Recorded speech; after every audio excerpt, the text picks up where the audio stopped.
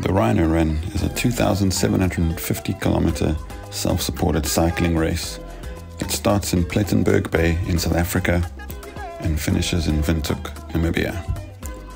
Riders are fully self-supported. There are no aid stations, no support teams, and no backup vehicles. The participants must be fully self-sufficient in some of the harshest landscapes in South Africa and across the Namib Desert in Namibia, only getting food, water, and accommodation from the towns and shops along the route. They would be leaving all their comforts behind, sleeping in the bush, making food on sidewalks, and not showering for days on end. It would take all their physical, mental, and emotional strength just to get to the finish in Windhoek.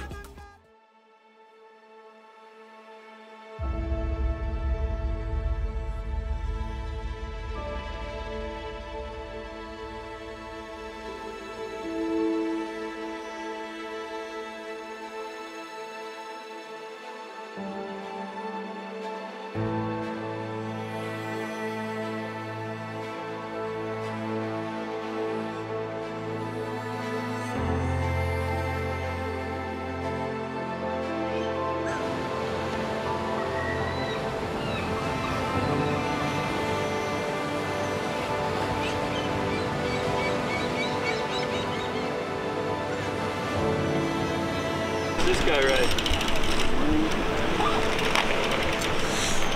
Morning! We're at the start of the Rhino Run. The Rhino Run. Beautiful morning. These are my favourite clouds because they look like sheep fleece. Hopefully that's a good sign. A bit nervous. It'll be fine though. I'll get rolling soon. Hey, I'm excited and nervous. Looking forward to it. Now it's better. The last few days have been nice. We're telling jokes, so we must be nervous. Yeah, getting in each other's heads. Yeah, good man. Just ready to. I think the nerves are peaking when I woke up this morning in a cold sweat.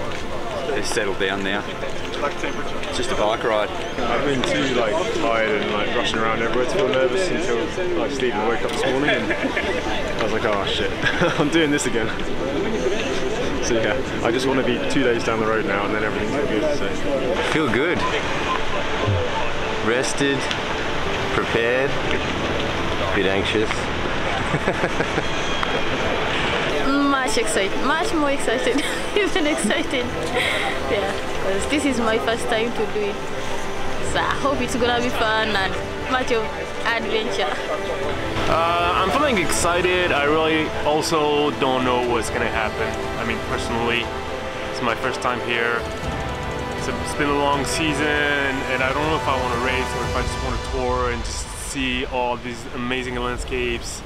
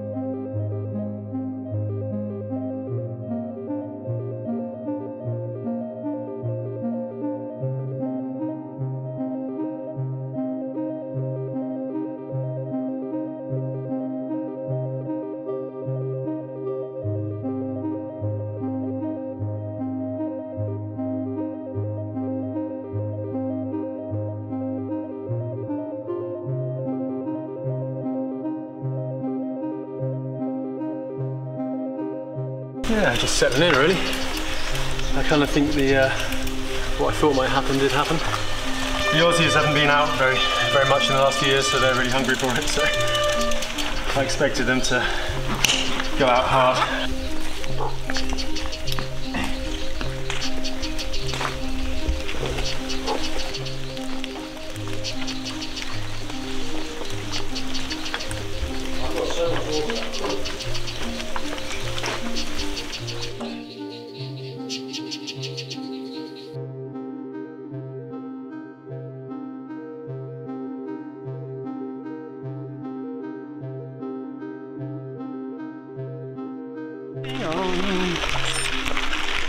She'll be right, mate.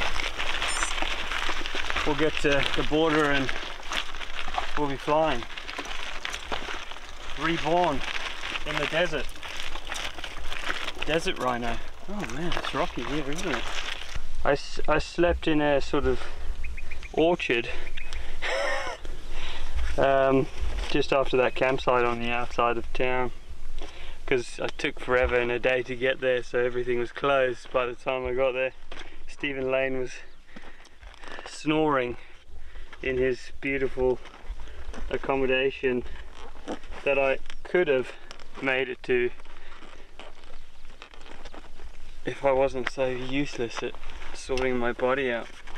But yeah, it was a lovely orchard.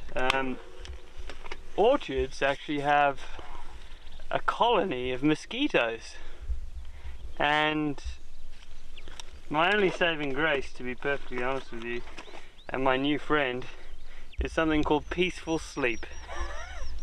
And not only is it insect repellent, but it couples as a deodorant.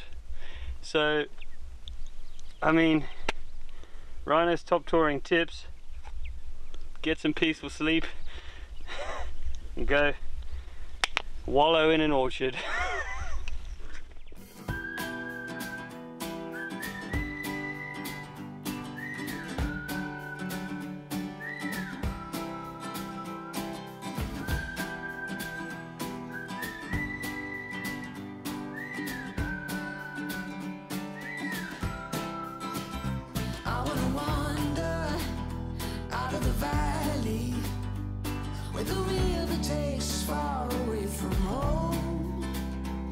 To ponder in the fields around me, where there's nothing but the breeze and the great unknown. Leave your worries and your suitcase. All you don't need, nothing but you. So don't throw your hopes down on wishing well. It's your heart's desire carry you. Come and sail with me to the open ocean, where you don't have to dream because there's you.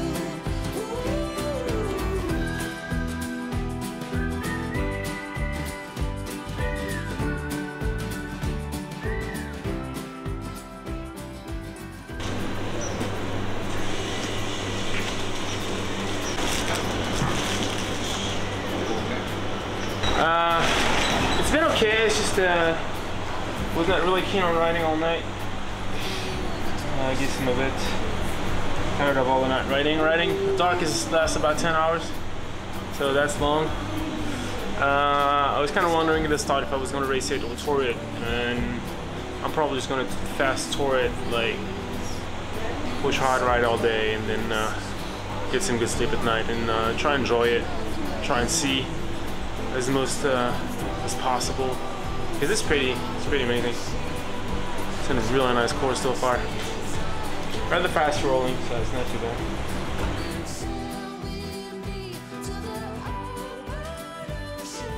I smashed the wheel last night.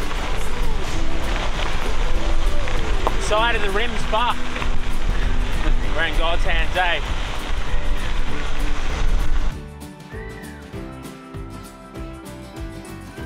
No kangaroos bouncing on the road around here. I heard some pretty funky noises in the night.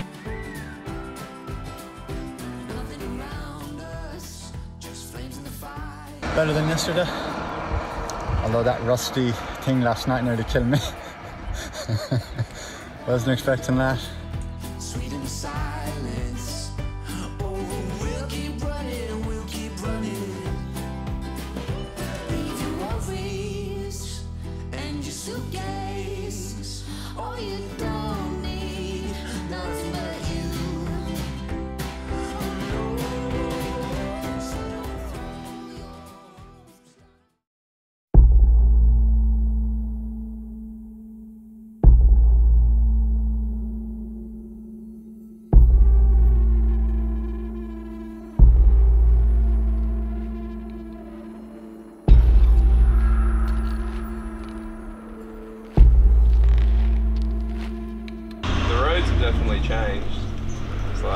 Yeah, this morning I had a moment. Like, oh, I'm in Africa.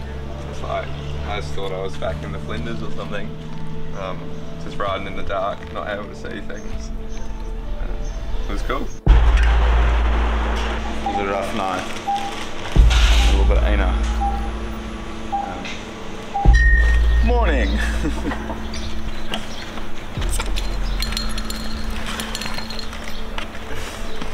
Hydration.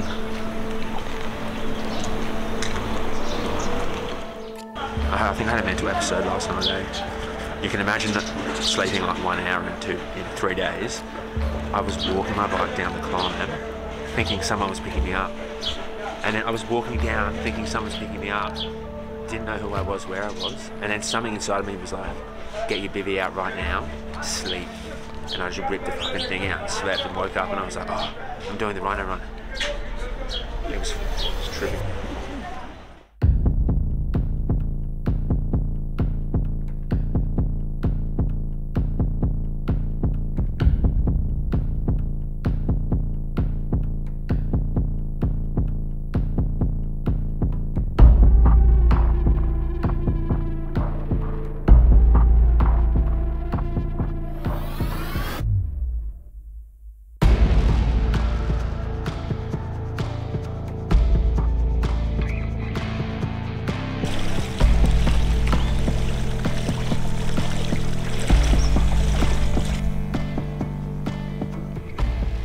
I'm Kevin Benkenstein. I'm from Pietermaritzburg in South Africa, and I sell curved bicycles for a living. So, yeah, the race was hard. It was beautiful. It was, I think the route was out of this world. The contrast going through from the garden route, you know, starting in Plet and Knysna, going along the Seven Passes route and then into the Tankwa Karoo, back down into a more lush scenery again in the winelands. Finally really sort of hitting desert stuff permanently once we got to the Cederberg was awesome. And then Namibia was just out of this world. I mean, it's just so barren and so unpopulated.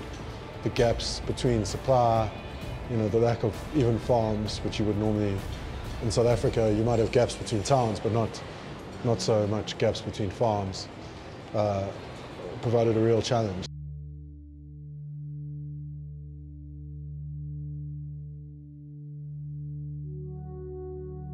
It was a really good experience for me racing with Abdullah essentially. Coming into the race I was quite nervous. I've been looking forward to racing on an international level for quite a long time, but now it's here and you're like, am I going to be good enough? So I was quite nervous beforehand, struggling with sleep a little bit, like the week before. But yeah, then the race came and then it all kind of feels better. And like we got going pretty much in the first K. I never really looked back. So yeah, just that experience of actually just racing. Like it was, as Abdullah called it, a really hard bunch ride for 2,750 Ks. You know, that's special. I think that's. It took a lot of guts from both of us to just lay it all out there.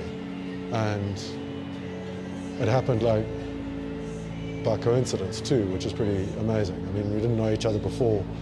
We just had the same idea and went with it. And we had a lot of fun along the way. And you know, obviously you can't race every single meter because like 5Ks before a town, it's a bit pointless to attack the guy. So, you know, we did speak and we got to know each other a little bit, and that was lekker. But then when it was time to race, it was time to race, and there was no mercy, you know. If we thought the other guy was falling asleep, then we pushed a little bit harder.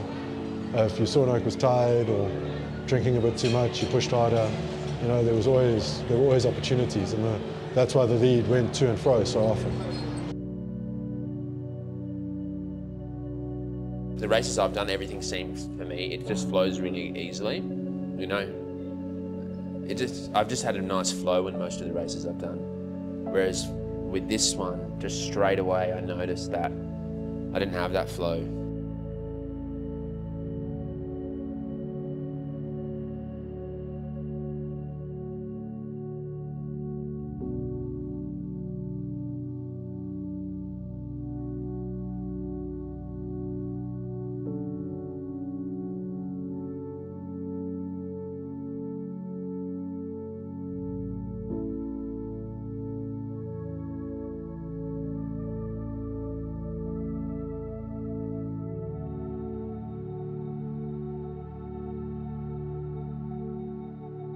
just a number of things. Every day, literally every day, something would happen that would, you know, cost me time and energy and stress. And, you know, on the first night I smashed that wheel, had to deal with that, trying to get that to seal and not lose tire pressure, you know, and then I would lose my phone. That was really devastating for me because I couldn't call my partner or my mum, and like that's a really big deal. No, I can ride if I speak to my partner or my mum. I can that's like NOS. You know, I can ride for another 5-6 hours just after hearing their voice. So that was just heartbreaking for me. That was so heartbreaking for me to lose that. And then I was having these weird things like after about 600 Ks into the race, I hadn't slept yet, and I pulled in to have a sleep, and I couldn't sleep. I literally put my head down on the bed, and I was completely like just awake. So I called my partner, and she sat on the phone with me. And then half an hour into getting into bed, it was just like, we'll just get up and go. So then I got up, and then that was really quite traumatizing because you've been awake for 30 plus hours, almost 30 hours or whatever, I don't know. And then you try and sleep and you can't. And it's just heartbreaking and quite scary because you're thinking, can my body actually sustain this now? I haven't slept, and you're going into the night time, which is also a lot of fear comes up, especially for this race because I didn't train on gravel. I probably did under 100 Ks worth of gravel in my life. So it added this whole another element of fear every day for me, is that it was so much unknown. If it was tarmac, I wouldn't feel so scared, but every night I was just so scared.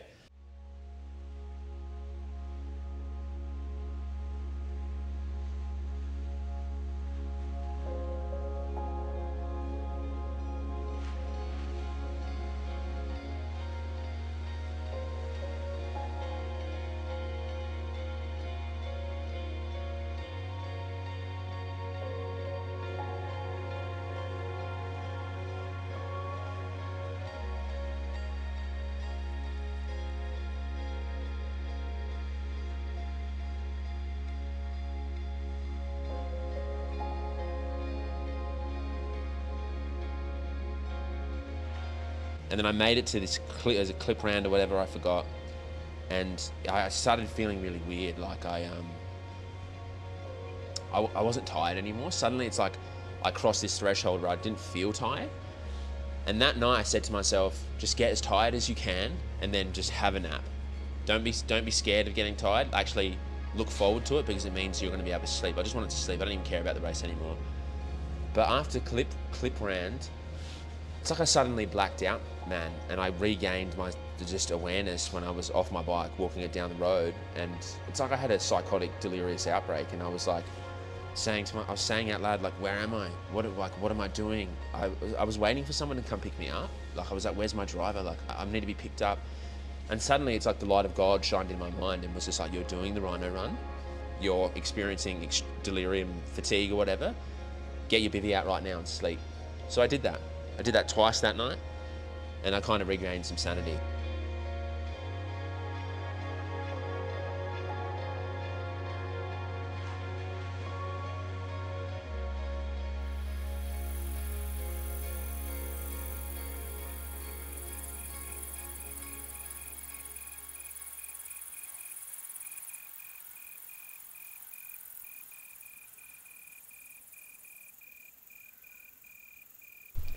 So my derailleur was bent, my derail angle was bent, and I put the new one on, and I took the little screw out of the old one as the sun was coming up, and it fell in the sand.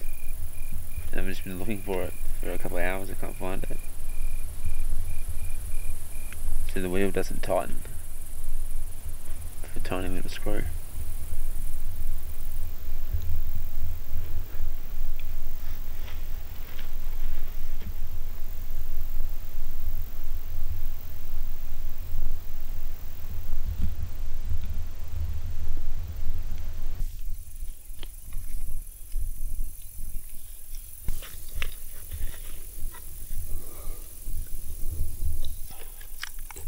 Just lost all that time, eh? But at least I got the bike working.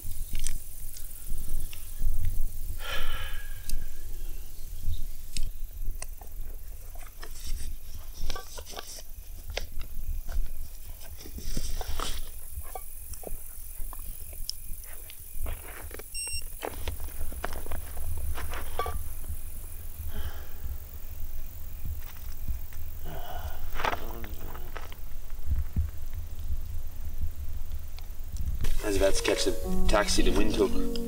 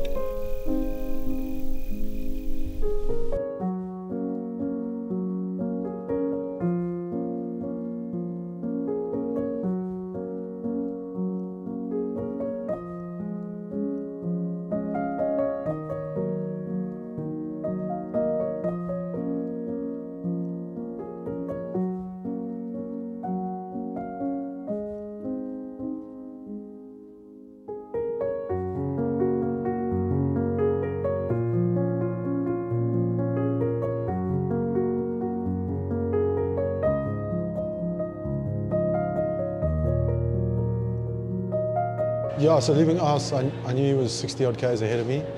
I actually was weirdly calm about it. I didn't, he hadn't really slept, so I knew from the night before he struggled with sleep already, just before we crossed the border.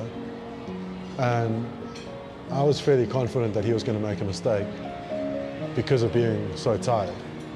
So when I caught him, I was surprised it happened so quickly, but not that it happened.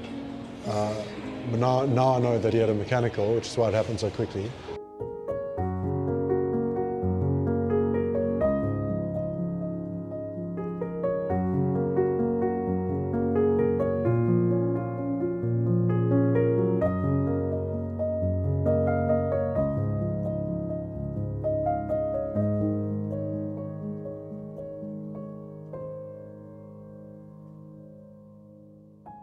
In reflection, that was a high point for me in the race. That's when I really, I think I stamped my destiny.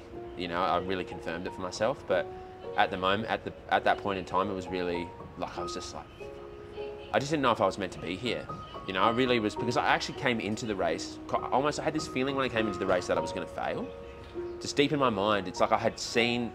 It sounds really wacky, but it's like I had seen something inside of myself where I had this deep-seated belief that I was not going to be able to finish this race and I was going to fail and that all my efforts were going to be for nothing. So the whole time, it's like everything was going wrong. It's like, a part of me was like, oh, I knew it. Like I knew this wasn't going to work out for me. I knew I was going against the way, like I knew I was forcing it. I felt like I was forcing it. But also on the flip of that, I had this thing inside of me saying, well, maybe this is all setting you up. This is all a setup for everything to work out. So I was just trying to hold on to that little bit of faith.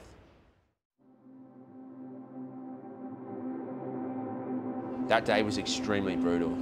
To get to the screw fiasco was a whole day awake. And then it was 100 Ks in 40-degree heat on the worst stretch of road. I was really scared because I was thinking to myself, I don't know if my body can regulate temperature normally after being awake for so long. So that was just the most, it was like being in a torture chamber. And I was just praying to God the whole time, just like, please God, just like help me. Just help me, you know what I mean? Just help me get there.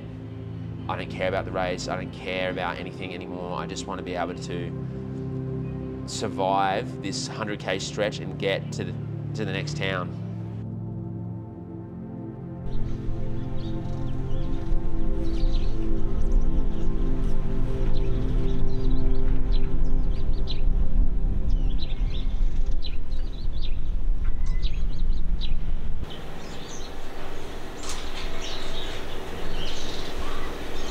I barely even remember. Hey!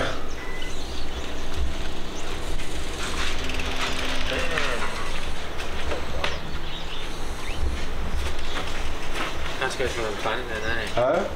I have to go through another planet. Bro. That wasn't okay. It was 24 hours prior to it. Yeah, I know. I can't breathe, eh? And then you know what? I came into the town the first turn and I was like dying and I thought, this is it. This is it, I've made it. And then I got there and there was an air and then I looked at my garment and said 22K and I was just like, but then I thought if I had that information prior, I probably would have said, oh, put me on the back of the car, eh? I would have shook your hand and said, put me on the back of the car. Oh. And then I was thinking, if they don't have accommodation here, I'm gonna have an anxiety attack, eh?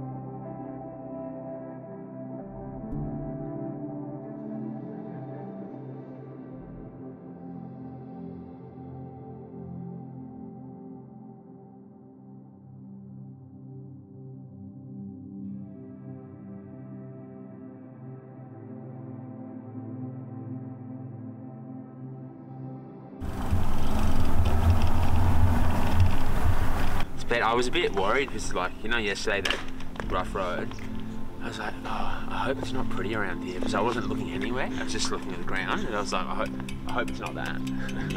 So I'm happy I get to see that.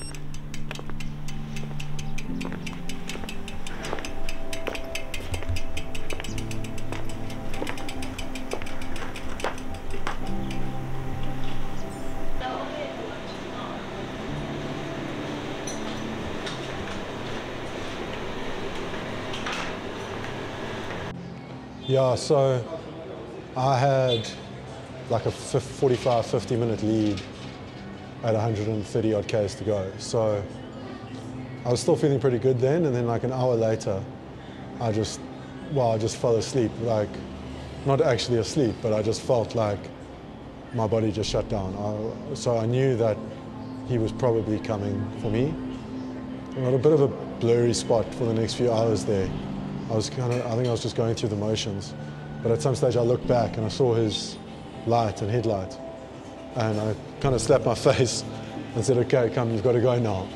And I started pushing a bit, but I was having proper hallucinations. Like, there was a dude like right here running next to me the whole time. And I knew I wasn't in a great place. Like, descending was especially sketchy. It like looked like a sci-fi movie going around me. But so like I believed he was going to come back, but I thought that I could maybe hold on when he did.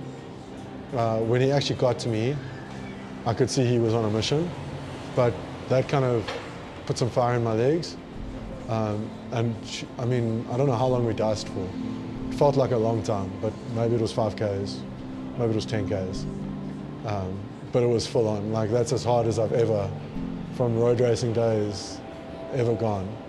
I mean, it was actually quite a thing to be a part of, and I was calm. Like, I wanted to win, and I really wanted to win.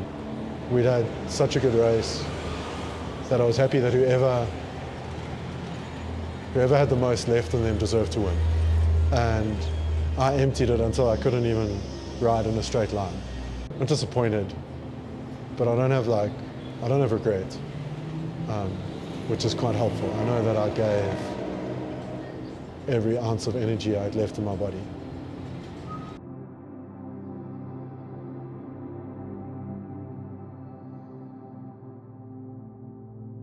It was honestly that last 2 hours, man. It was like being plugged into some sort of like, it's just like, it was like I was downloading from the universe. And it was like, at that point, dude, it was like every single piece of the puzzle it just all came together. It was like the jigsaw finally clicked, and I was just like, wow, I see exactly what. It's like I saw exactly why every single thing happened, and everything made sense to me. And not everything during the race makes sense to me, but everything in training leading up to it, all the difficulty, all the hardship, all the manual labor, all the pain, all the sleepless nights, all the 2 a.m. in the morning, everything clicked and made sense to me. And I was like, I had this just belief that I was always meant to get here to this point, and it was always meant to come down to this last second. I had a litre probably of water left and two 250ml bottles of Coke in my thing. And I said to myself, okay, at 50 Ks, you have 1 can of Coke. Bang, I hit the 1 can of Coke, and I had water left, and I said, I was just rationing the water, and I just rode. I couldn't feel anything, man. I was just riding, and it was like being guided. It was literally like being guided. I knew it's like God had his hand, like his hand on the control system, on like the gas, and would just like rev it up and just be like, go faster. And I would. And then I'd be going down these descents that usually for me scare me because I don't have the skills. But for some reason I wasn't scared. It's like someone said, okay, lift your bum up, put your elbows out, stay loose. And I could see the tracks of his tires. And for the first time I was like, I'm not following his line. It was weird. I was like, I'm not following his line. I don't care about his line anymore. And I was just going straight through everything, over all the rocks, trying to stay loose over it, just pedaling over everything. I didn't care about any corrugations. I was like, I'm absorbing all this shit. I don't care anymore. And I was looking at my speed and I think, okay, my speed's good. If I continue this for another couple of hours, I'll be good.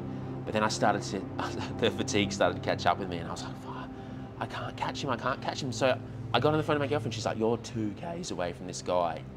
Keep going. So, and then I thought to myself, all right, and I seen his front light, I seen the front light. But still then, because we're kind of going uphill, downhill, I'd see it and then he would go down and then I'd have to make a climb. But I kept pushing and pushing, and then I thought to myself, every time I got tired, I just thought, come on, just 10 more pedal strokes, 10 more pedal strokes.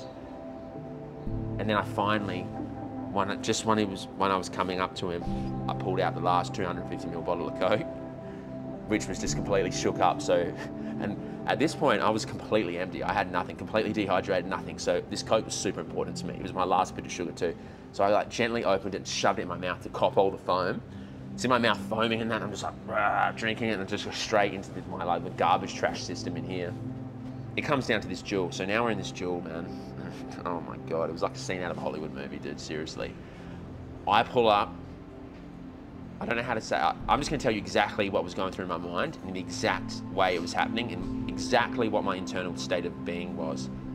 Because it was, honestly, it was like magical to me. I pull up next to him, and so I pull up straight next to him. And then, like I said hello, and we said hello, and I was still riding fast, and immediately I could see he just switched on, like he was like, okay, pace is lifted. So we were riding up like this side by side. And I was riding pretty quick, but honestly, I couldn't feel anything in my body anymore. I was completely numb. And I thought to myself, okay, cool, accelerate. So I accelerated like this, and then he would keep up with me, and then I'd slow down. And then I'd accelerate again, and he would keep up with me, then I'd slow down. I'd accelerate again, he'd keep up with me, slow down. And then it was just, we were going over this climb, and it's like I got the message saying just do 10 hard pedal strokes. So I did 10 hard pedal strokes, right? And I do those 10 hard, and then he's still keeping up with me. And then I got another download saying do another 10 hard as possible, but this time, as soon as you go over the top, high beam your light, get aero, and don't you dare look back. And that's what I did. I did that and I didn't look back. And every time I wanted to look back, my inner soul was going, don't you dare look back. There's no need to look back, it's done.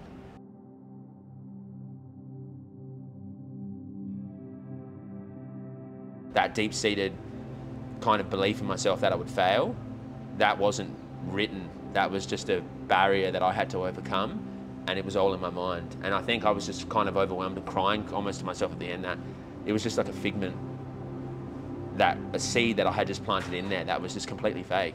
You know, it wasn't something out there decreed by some sort of like being going, yeah, destined to fail. It was just, for me, it was, the whole race was just overcoming that every day. Overcoming the gravel, overcoming the fear, overcoming the idea that these things were setbacks, no, but they actually were opportunities, you know? Like even the fact that those nights I couldn't sleep. Like that first night I couldn't sleep, I climbed Rusty Gate, and I thought to myself, thank God I climbed this thing before the sun came down, because if I climbed that thing when the sun came down, I would have crashed out, man. I had no way I had the skills for that. So after, I was like, wow, what a blessing. What a blessing that I couldn't sleep, so I made it over that pass. You know what I mean? What a blessing. And the next night I couldn't sleep, I caught up to him, and I was like, wow, imagine if I slept, he might have got an hour on me. When I bent that derailleur, and then I had the thing in the sand, after I was like, it's done now. There's no amount of pain that can be inflicted on me on this race that would ever come close to what happened that day before. There was nothing.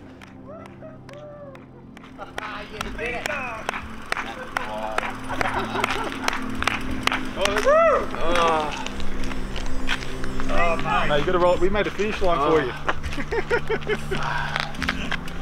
Dude. Wow, that was amazing, mate. Oh, I'm begging you home. I had to go to another planet to pull that off.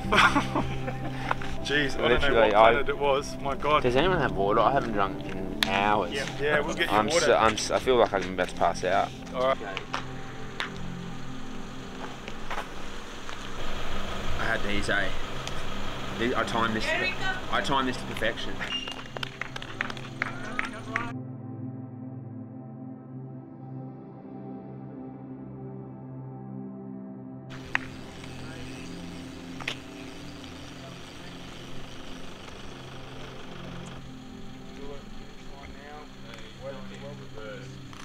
Oh, it's coming this way.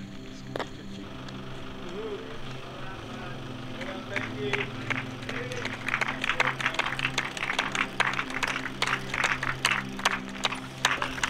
I'm sorry, man. It's good, bro. I'm sorry, it's fun. That was something else, Yeah, well then, Mickey. whoa. Sorry, my legs don't really work. Well,